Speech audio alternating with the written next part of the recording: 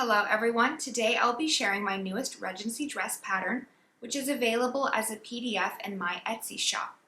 And the name of this new dress pattern is Mix and Match Regency Dress Pattern.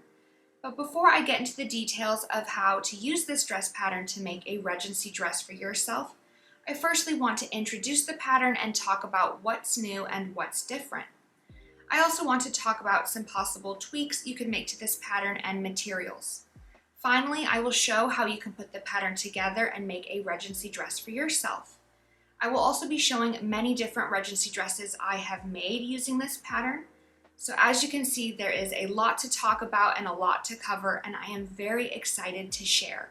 So let's get into it. Now I have split this video into 6 main sections: pattern introduction, printing and assembling the pattern, choosing a size and making a mock-up, materials, dress construction, and of course the reveal. Hopefully these sections will make navigating this video a little easier. To begin, I want to introduce this new Regency dress pattern. Again, this new Regency dress pattern is called Mix and Match Regency Dress Pattern, and it is available in my Etsy shop. I've added the link down below if you'd like to check it out. Now I've named this dress pattern Mix and Match because it comes with several different pieces that can be mixed and matched together to create various dresses. This pattern includes 3 bodice styles, a 1-dart bodice, a 2-dart bodice, and a bodice with 3 darts. There are 6 sleeve styles: cap sleeves, fitted sleeves, flutter sleeves, long sleeves, tulip sleeves, and the classic puff sleeve. You could also opt to make your dress sleeveless. And there are 4 skirt styles: the 2-part skirt, which could be made with or without a train, the 3-part skirt, which could also be made with or without a train, the ball gown skirt, which is great for border designs, and the circle skirt. You will receive pattern pieces for all of the pieces I just listed, so you'll be able to choose your favorites and combine them into your dream dress.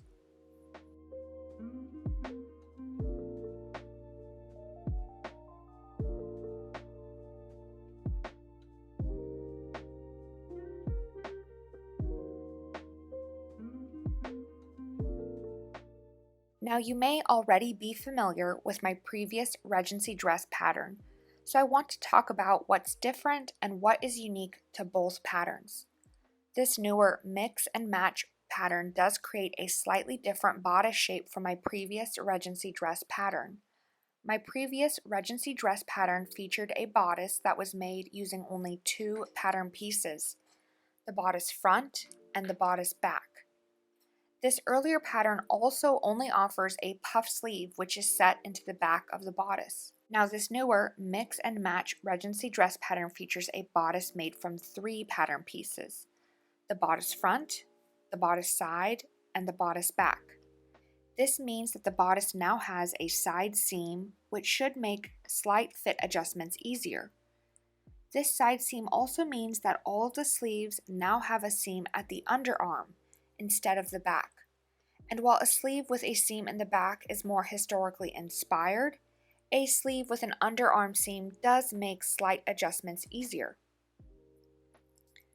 Another change is the shape and size of the bodice back piece. On my previous pattern, the bodice back piece was a little shorter and wider.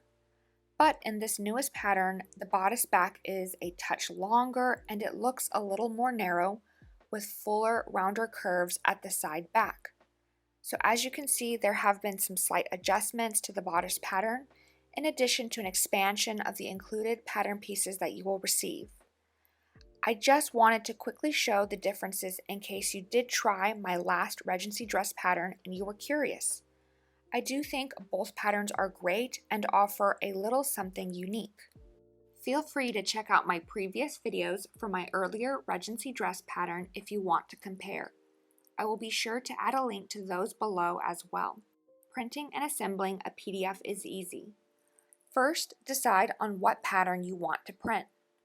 For example, I want to print the 2-dart bodice pattern, and I want to print it on A4 sized paper in the body size 38.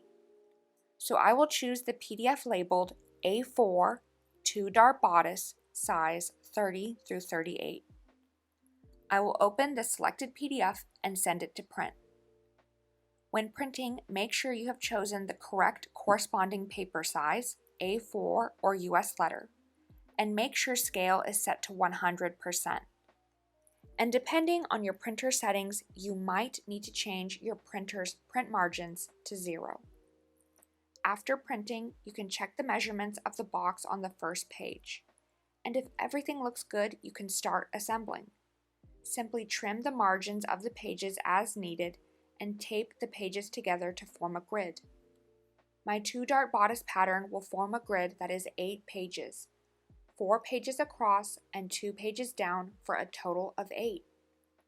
And there you have it.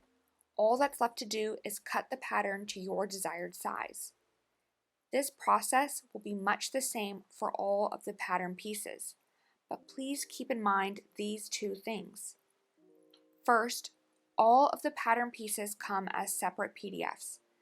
This means you will need to choose and print a PDF for your sleeves, bodice, skirt, and train extension separately. Pay attention to the names of the PDFs that you wish to choose and choose the correct style that you want to print. Second, once printed, every PDF can be assembled into a grid, and each PDF creates a unique grid.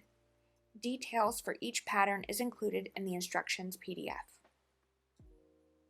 Now I want to discuss choosing the size, making a mock-up, and a few ways to tweak the pattern. To begin, let's take a few quick measurements. These measurements will help us choose what pattern size to use and help us decide if we need to adjust anything. First, put on the undergarments and shoes you want to wear underneath your dress. If you want to wear a bra or stays or a chemise or a bodice petticoat, put that on. And if you want to wear heels or flats or boots, put those on as well. You will measure your bust at its apex, the fullest point, your under bust just where your bra band would be, and the circumference of your upper arm, and your desired skirt length from your under bust to the skirt bottom edge. Make a note of these measurements. You can use these measurements to compare to the size chart within the instructions PDF, and you can also compare these measurements to the pattern pieces. This pattern is labeled by the bust size in inches. So for example, my bust size at its fullest point is 38 inches, so I would choose pattern size 38. Now that I have selected my size 38, I am going to cut my pattern to the size 38. I will also compare my body's measurements to the measurements of the pattern. In particular, I am going to compare my upper arm circumference to the sleeve band and my desired skirt length to the center front measurement of the skirt pattern piece. By comparing my body measurements to the pattern, I am able to see right away if I need to lengthen or shorten the sleeve band, or if I wish to lengthen or shorten the skirt. I am satisfied with the pattern measurements, and I know it will fit me just fine, but please make any adjustments if you need to. Next, I make a mock-up. Making a mock-up is highly recommended before cutting into your nice dress fabric. This can save so much heartache and is so worth the extra effort. I recommend making a mock-up from a non-stretch cotton and trying it on. You can use a marker to make note of any changes you want directly on the mock-up and use these notes to adjust the pattern. Right away, I decided I wanted to change the neckline. I wanted to lower the neckline of my dress about 4 centimeters. And as I am redrawing the neckline, I need to be mindful of seam allowance, remembering that I need an additional 1 centimeter for seam allowance at the neckline for when I attach my bodice lining. So as you can see on my mock-up, I have drawn where I want my desired neckline to be in black marker, and in red marker, I'm indicating approximately the seam allowance. You may want to raise or lower the neckline or shape it to be more round or square. You may want to adjust the darts, making them wider or more narrow, longer or shorter, or even rounding them for a fuller bust so that it fits you best. You may want to shorten or lengthen the skirt to suit your height, shorten or lengthen the sleeves or sleeve band, or make an adjustment for a full bust or a gaping neckline. Or you may even wish to try sizing up or sizing down, especially if you're between sizes or you prefer a slightly more loose or snugly fitted bodice. And I recommend keeping the back closure in mind. You may want to add or take away a little room at the center back edge, depending on what back closure you choose. For example, if you're adding buttons, then you may wish to add an additional 1 or 2 centimeters to the center back edge of the bodice. That way you have room to overlap the center back edges for the buttons and buttonholes. This may also be the case if you are adding hooks and eyes. If you are using a zipper, then you may be fine and need no additional changes. If you're using eyelets, then you may wish to take away 1 centimeter so that you have a tighter lacing. A lot of this is up to your personal preference and again can be best tested with a mock-up. So I just want to repeat myself one more time and say please make a mock-up. It is the best way to make sure you are getting a great fit for your dress. Now let's talk about materials. This is one of my favorite parts of dressmaking. When shopping for materials to make your dress, you will need these 4 things: fashion fabric for your dress, interlining for the dress bodice, a back closure, and matching thread. Optional and additional items you may want would include things like trim, lace, bias tape, appliques, beads, and elastic. First, let's talk about fabric for your dress. How much and what kind? For fashion fabric, there are so many options: satin, cotton, silk, linen, viscose, blended fabrics, and so on. What is important is to get a non-stretch fabric with a suitable width. Fabrics with a wider width are overall preferable as they will be the easiest to accommodate the pattern pieces. Fabrics with a smaller width will need more tetrising to fit the pattern pieces and may need extra fabric purchased. The circle skirt will need a fabric with a width of at least 140 centimeters to fit the large skirt piece, and the ball gown skirt will need a width of at least 114 centimeters. You will also want to be mindful of designs, patterns, and one-way directional prints. If you're using a fabric with a design, directional print, or nap, you may want to purchase extra fabric, especially if you wish to pattern match. For the circle skirt, I do not recommend using a directional pattern. Another thing to consider is drape and the ability to wash it. Some fabrics, like satin, will look more slinky when draped against the body, where thicker and stiffer fabrics like a brocade will have more body. Try holding the fabric up to your body to get an idea for how it will look as a dress. And some fabrics will need a pre-wash before you start cutting, and you will also want to consider how you wish to launder your dress, because some fabrics and lace are harder to clean. I have made a few dresses using taffeta, crepeback satin, satin with a lace overlay, linen, and my blue dress is made from cotton, but these are just a few examples. I think there is a lot of flexibility in your choice of fabric, but what's really important is that it is non-stretch. And now you may be wondering, well, how much fabric do I need? Well, for a dress made with a 2-part skirt, you will want about 3.5 meters of fashion fabric, or 4 meters if you want to add the train. For a dress made with the 3-part skirt, you will want about 5.5 meters of fashion fabric, or 6.5 meters if you wish to add the train. For a dress with a circle skirt, you will want about 7 meters of fashion fabric. And for a dress with the ball gown skirt, you will want about 3.5 meters of fabric. In addition to your fashion fabric for the dress, you will want about 1 meter or less of a non-stretch cotton for interlining the bodice. I recommend adding a layer of interlining to your bodice pieces. This interlining helps add a nice shape to the bodice and prevents warping or stretching. I have added interlining to all of my dresses, and for the interlining I use a non-stretch cotton in a similar colorway as the main dress fabric. Next, you will want to choose a back closure. I am partial to zippers and buttons, as I find zippers the most discreet and comfortable, and buttons are historically accurate and often add a cute little detail to the back of your dress. Or you could opt for eyelets and ribbon for back lacing, ties, or hooks and eyes. And finally, you will want a matching thread to sew with. We are finally ready to start making a dress. I am going to talk through the entire construction process of my blue cotton dress. Afterwards, I will briefly discuss the construction points of some other dresses. To begin, I first choose my PDFs for the bodice and sleeves. I choose and print the 2-dart bodice and puff sleeve PDFs. After printing, I checked the measurements of the box on the first page and then assembled my patterns. My 2-dart bodice grid was 8 pages and my puff sleeve grid was 10 pages. After putting the pattern together, I cut it to size 38. My bust measurement is 38 inches at its fullest point, so I used the pattern size 38. After cutting the pattern pieces, I checked my measurements and made a mock-up.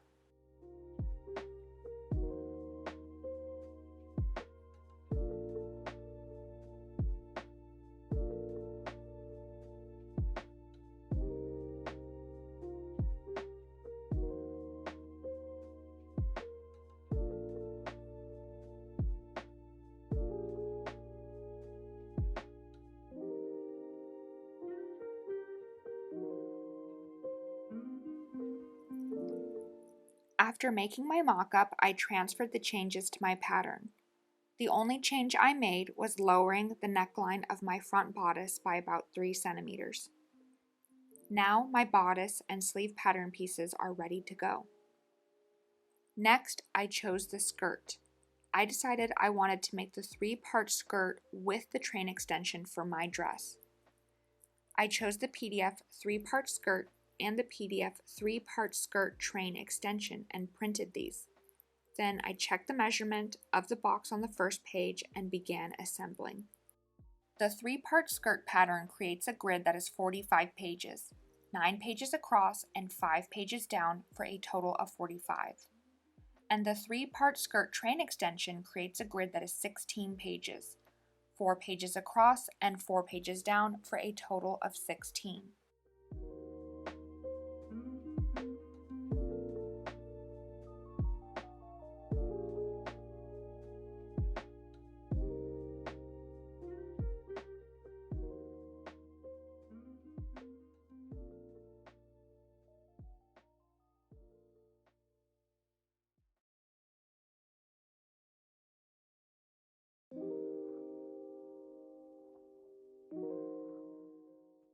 After assembling the grid, I cut these pieces to size 38 and then I matched the train extensions to the skirt pieces and taped them together. I matched the skirt side to the skirt side train extension and the skirt back to the skirt back extension. I used the stars indicated in light gray to help me align the train extension top edge to the bottom edge of the skirt pieces.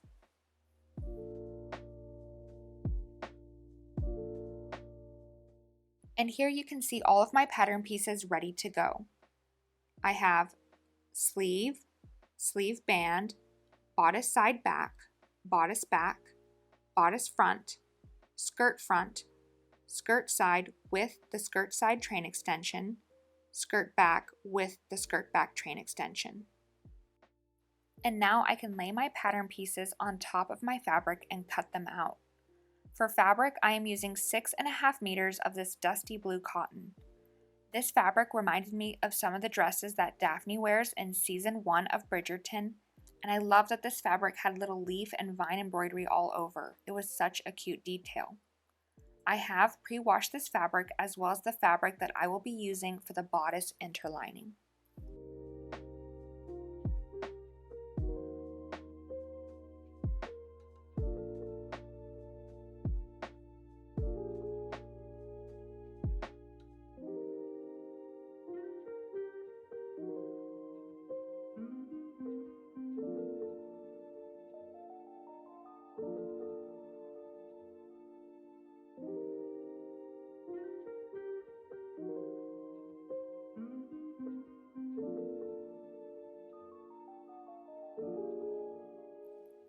And here you can see all of my cut pieces. I have one skirt back cut on the fold, so it's basically a full width of fabric, two skirt side pieces, one skirt front cut on the fold, 6 bodice side pieces, 2 for the outer layer, 2 for lining, and 2 for interlining, 6 bodice back pieces, 2 for the outer layer, 2 for the lining, and 2 for the interlining, and 3 bodice front pieces all cut on the fold. 1 for the outer layer, 1 for the lining, and 1 for interlining. I have also cut 2 sleeves and 2 sleeve bands. Next, I'm going to add the interlining layer to the outer layer of my bodice. I'm going to take the outer layer of my bodice and place it right side down, and then layer the interlining layer over top and pin these 2 layers together. I will essentially be backing all of my bodice outer layer pieces with an additional layer of cotton, and then treating it as one layer. You may prefer to baste these 2 layers together instead of using pins. Now you may wish to not add interlining to your dress bodice, and that is an option. I, however, have added interlining to all of my dresses and do recommend adding a layer of interlining to your bodice pieces. The interlining helps add a nice shape to the bodice and prevents warping of the neckline, side back, and darts, especially these curved and cut edges. Some fabrics like satin can be prone to warping after they've been cut, and interlining can help prevent that. If you're using a fabric with more body, you can omit the interlining, but for most dresses and most fabrics, I really recommend adding the layer of interlining. It really helps support the weight of the skirt and any embellishments you may wish to add. So adding the layer of interlining is really up to you, and it is dependent on the fabric you choose. You can, of course, experiment with this and test it out with a mock-up. The next thing I do is use chalk to draw in the darts on the bodice front. I draw the darts on the interlining side, and I also draw them on my lining layer. This is also a good time to use chalk to mark the gathering line of stitches on the sleeve head of your sleeve.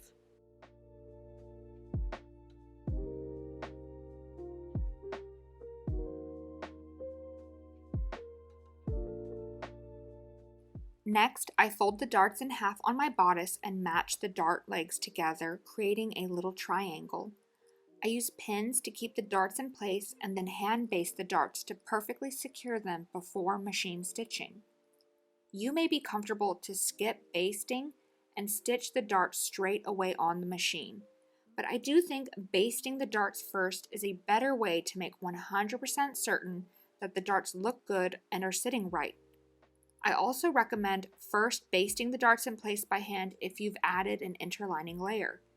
This will make sure that the layers of the bodice don't shift around when you are sewing on the machine. Next, I take my bodice front to the machine and stitch all of my darts in place. I like to start at the bottom of the dart and stitch upwards, slowly tapering my line of stitches off the bodice. You can tie the loose threads afterwards for extra security. I will repeat this for my bodice lining and stitch all of the darts in place.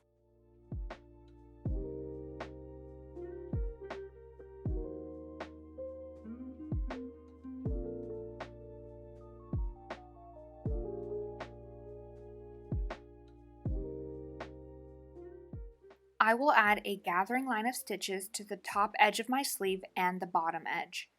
I set my machine to straight stitch on the longest length and then stitch along the top edge between my yellow chalk marks and along the full bottom edge. I will be using these lines of stitches to gather down the sleeve so that it'll fit the armhole and sleeve band.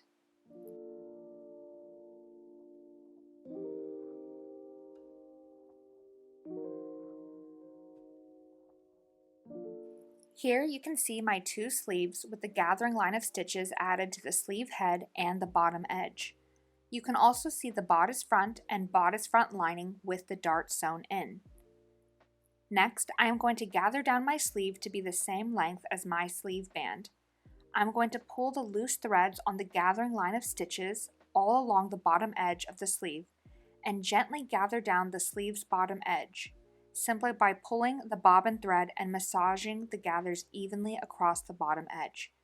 I recommend working slowly here. You do not want to snap the thread. Once the bottom edge of my sleeve is the same length as my sleeve band, I am going to pin the sleeve band to the bottom edge of my sleeve.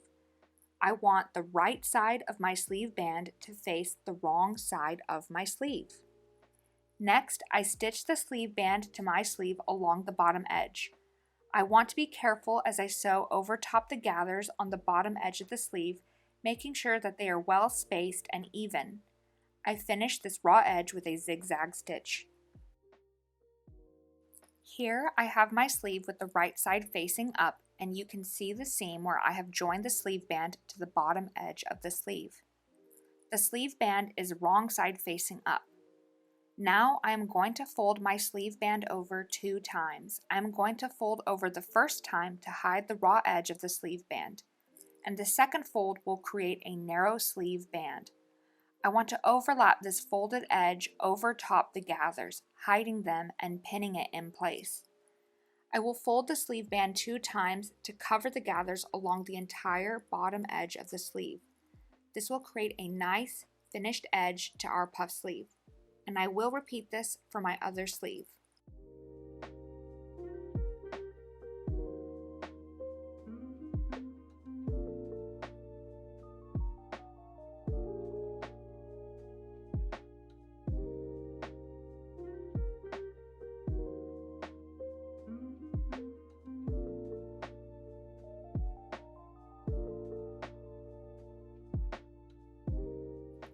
Alternatively, you could make a casing and add elastic to the bottom edge of your sleeve. Next, I'm going to top stitch my sleeve band in place. I want to sew close to the folded edge, making sure that my sleeve band is covering my gathers and the previous stitching. Once my sleeve band has been top stitched down, I can fold my sleeve in half and match the side edges together. I pin them together and stitch and finish this raw edge with a zigzag stitch. And here is what my sleeves look like. Now I'm going to set them aside and continue working on the bodice.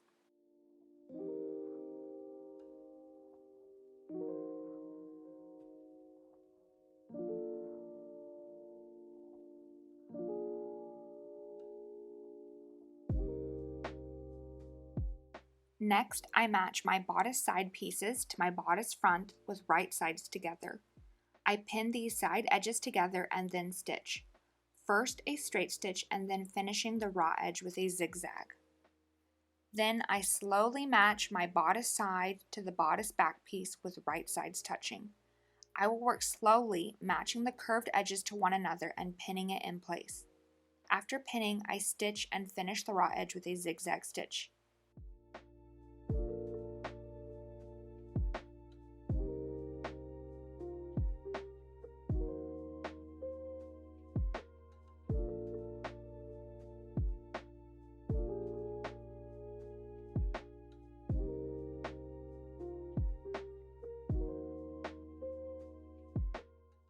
I also match the shoulder strap edges of the bodice front to the bodice back with right sides together, pin, and stitch. And it is worth noting I am sewing with 1 centimeter of seam allowance for this entire dress.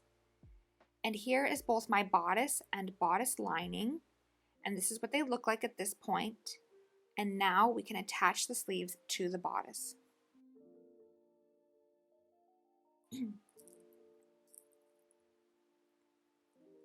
I start by matching the side seam of my bodice to the side seam of my sleeve.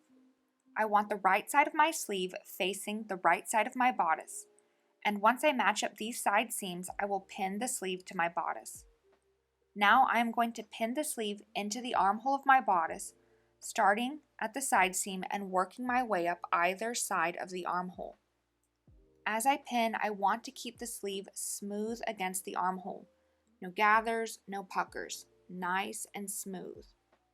Once I reach the top of the sleeve, the shoulder, that is where I will gather down the remainder of the sleeve so that it fits into the armhole. I will pull the threads on the gathering line of stitches that I added earlier to the head of my sleeve and gather down that top edge. Gathering down the sleeve's top edge will help it fit into the armhole. I can then pin this gathered top edge of my sleeve into the armhole until the sleeve is completely pinned into the armhole. Again, I want to keep the right sides of both the sleeve and the bodice facing one another. You can adjust the gathers and their placement as you pin to your preference. I then repeat this for my other sleeve, matching the side seams of the sleeve to the bodice and pinning. Pinning the sleeve smooth into the armhole up either side, and at the top of the armhole, the shoulder, I gather down the remainder of the sleeve so that it fits, and then I pin it in place. After pinning the sleeves into the armholes of my bodice, I will then stitch it in place and finish the raw edge with a zigzag stitch.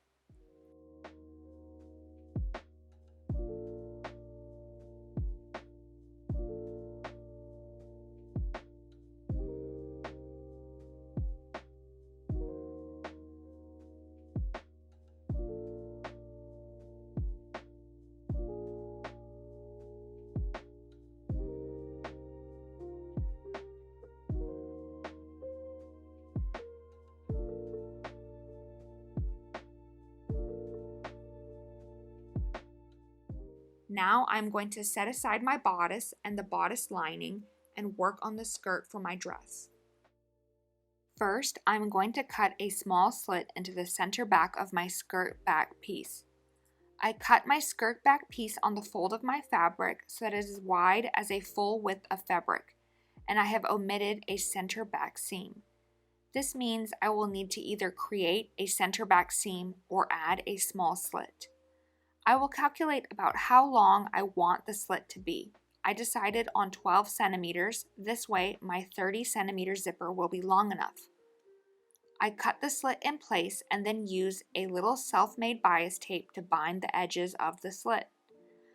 I sew the binding to the cut edge of the slit and then fold it over 2 times and top stitch it down in place.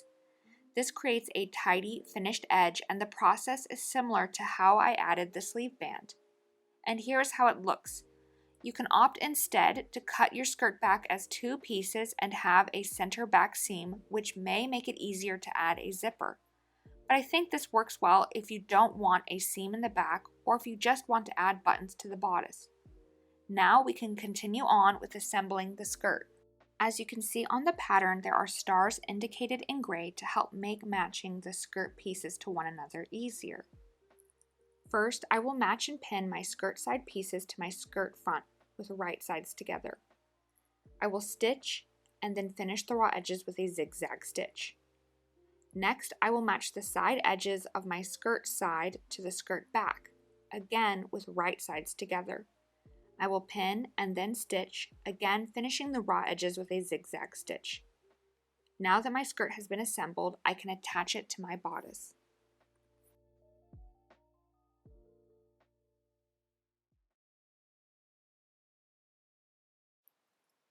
On my skirt, you can see I used a pin to mark the center front.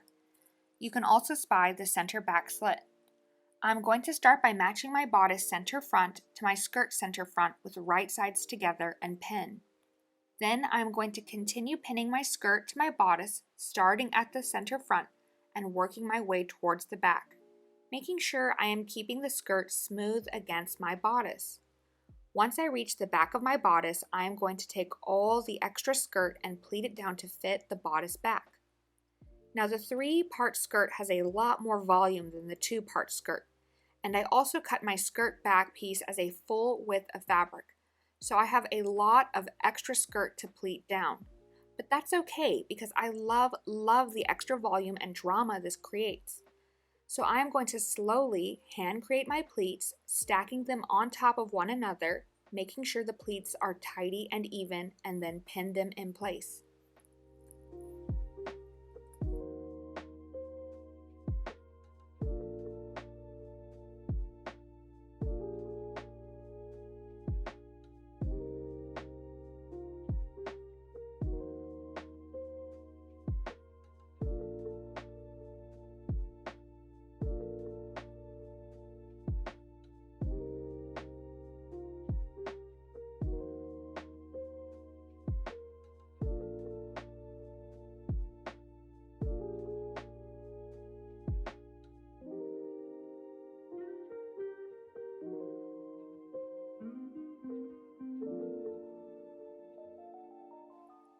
Here you can see how everything will look once the skirt's top edge has been pinned to the bodice's waist edge. The skirt is smooth against the bodice, and at the back, all the remaining volume has been pleated down to fit. You could of course opt for gathers instead of pleats, and your pleats could start earlier, like the bodice's side seam if you prefer. Next, I will sew the skirt to the bodice along the waist edge, first straight stitching and taking extra care as I sew over the pleats, and then finishing this waist edge with a zigzag stitch. You may wish to first baste and then machine stitch. Then I gave the dress a quick try on to see how it's all coming together. It's looking good, so I move on to adding the back closure. I fold the raw edge of my bodice inward towards the inside of my bodice and pin it down. Then I top stitch this folded edge down so that it matches with the binding on the center back slit of my skirt. Next, I pin my zipper in place and stitch the zipper into the center back edges of my dress. This isn't really the best way to add a zipper, but it worked well for me in this instance. You may prefer to have a center back seam that you nestle the zipper into and stitch down, or another method, or an entirely different back closure like buttons. I then tried on my dress one more time to make sure I was satisfied before adding the finishing touches to my dress. And it looks good, so I'm going to move on to adding the lining to the bodice and hemming the bottom edge. First, I'm going to match the lining to the bodice outer layer with right sides together. I will pin the neckline of the lining to the neckline of my bodice, making sure to match center fronts and center back edges as well as the shoulder seams. I want to try and keep everything perfectly matched and pinned together. After pinning the lining to the bodice all along the neckline, I will then stitch the lining to the bodice. Next, I will clip my seam allowance to make turning easier. I want to be careful not to cut past my line of stitching. After clipping the seam allowance, I turn my bodice right side out and press the neckline with an iron for a nice clean finish.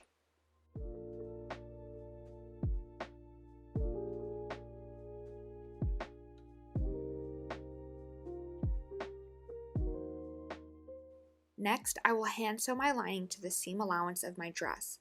I want to take care and match all key points of the lining to the bodice like the seams. I will fold the edge of my lining inwards and hand stitch it to the bodice's seam allowance, being careful not to stitch into the dress where it is visible. I will stitch the lining into the seam allowance all along the waist edge and the armholes. I will also fold the center back edge of the lining inward and stitch it to the zipper, being careful not to get too close to the zipper teeth. Now, hand sewing the lining does take a bit of time, but it creates a very tidy inside to your dress, and so I think it is well worth the effort. However, you may prefer to finish your dress with a different method. You may prefer using a facing or by binding the neckline.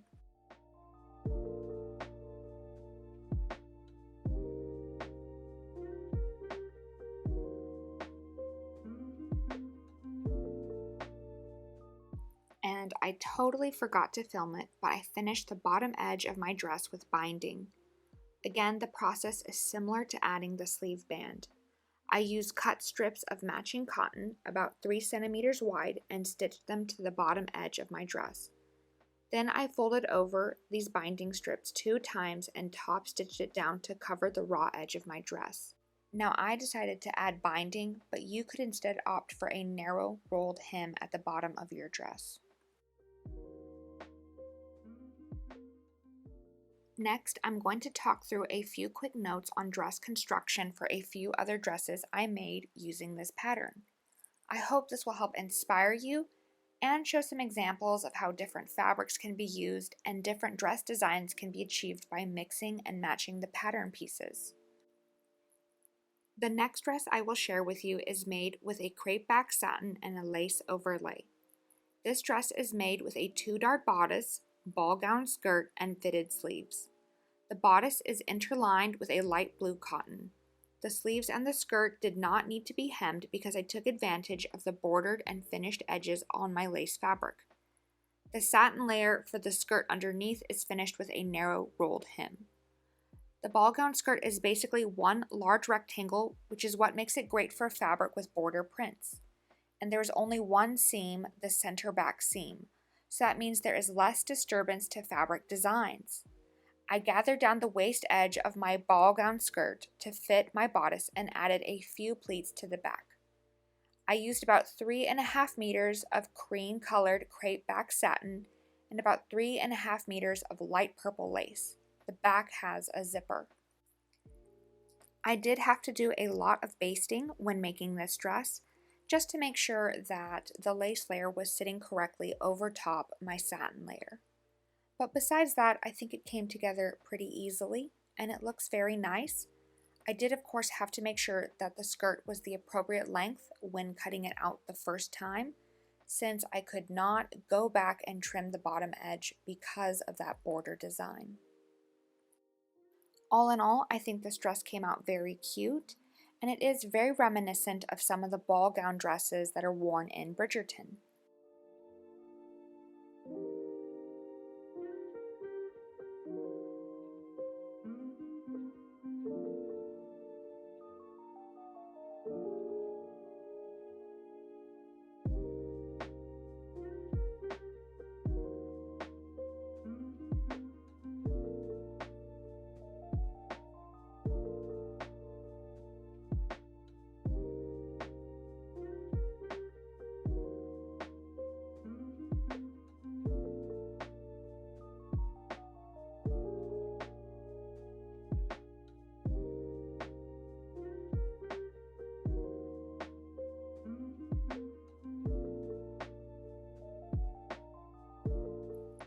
The next dress I made was from this royal blue poly taffeta.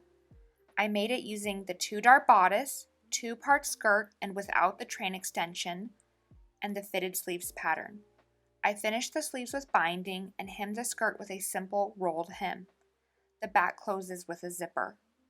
I also had this golden applique on hand, which I used fabric glue and hand stitching to apply to the center front of my bodice. Now the 2-part skirt is great because it takes a lot less fabric than the 3-part skirt. I used about 3 meters of royal blue taffeta for this dress and the lining, and I used about a 1/2 meter of blue cotton for the interlining. The 2-part skirt is also very simple to put together. It consists of only the skirt front and skirt back. But the 2-part skirt does still give you a great Regency silhouette to your gown, and you could opt to add the train extension to the back.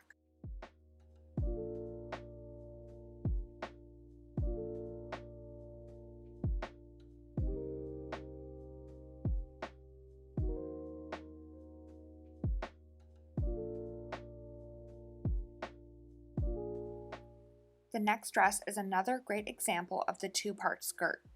I squeezed this dress out of 290 centimeters of floral printed linen. This dress features a 1-dart bodice, 2-part skirt without the train extension and cap sleeves. The back closure is a zipper, and the bodice is interlined with a white cotton.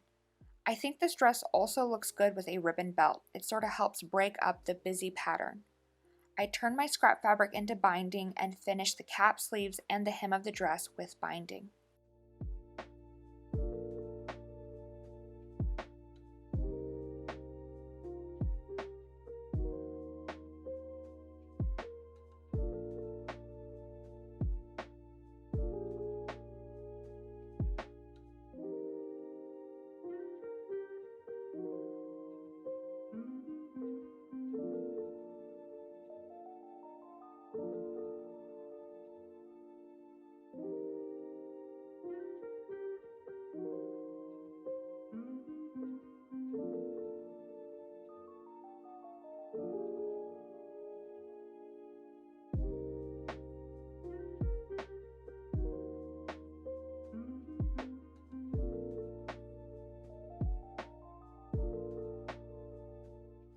This dress also has a center back seam starting at the neckline and running down to the bottom hem. I was able to nestle my zipper into this center back seam and baste it in place and then stitch it. And I think this was a little bit easier method to apply the zipper.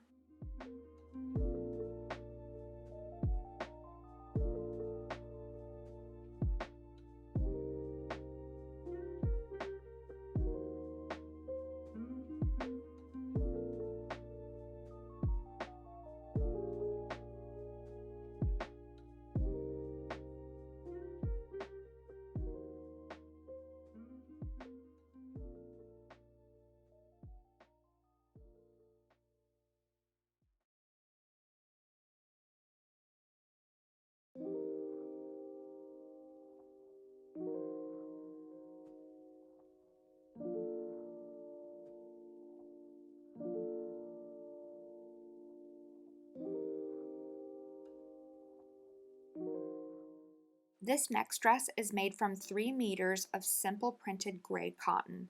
The printed floral design is in a soft magenta and black. The dress has a 3-dart bodice, 2-part skirt without the train extension, and long sleeves.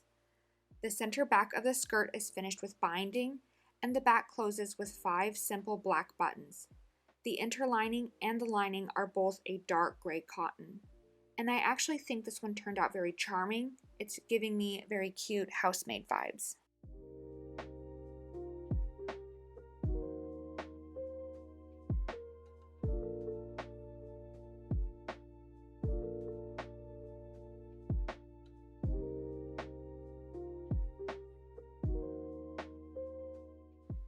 This next dress is made from 6.5 meters of lightweight cotton in light purple. This dress was actually the mock-up for my light blue dress with the embroidery, but it turned out so well that I cut a lining and finished it. It's simple, and I'm thinking of adding a little trim to zhuzh it up. The hem is finished with a narrow rolled hem, and it's interlined with a purple cotton. The back closes with a zipper. And the last dress I will share is this teal green satin dress. I found this poly satin on sale and used it to make this dress, but looking back, I do kind of hate the slippery satin. It's so prone to wrinkling, and it was a bit fussy to work with. I was initially attracted to it because the color reminded me of Kate's green dress, and that is why I modeled it after that dress. This dress has a bodice with 3 darts, tulip sleeves, and a full circle skirt.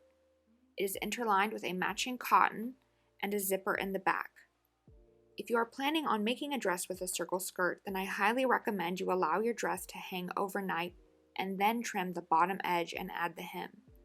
Because parts of the circle skirt will be cut on the bias, there may be a little stretching. The sleeves are finished by lining them. I simply cut an extra layer of the sleeves and stitched the bottom edges together and then turned it right side out. I pressed them with an iron. I think finishing the sleeves with lining is a very tidy and nice finish, especially for the tulip and cap sleeves.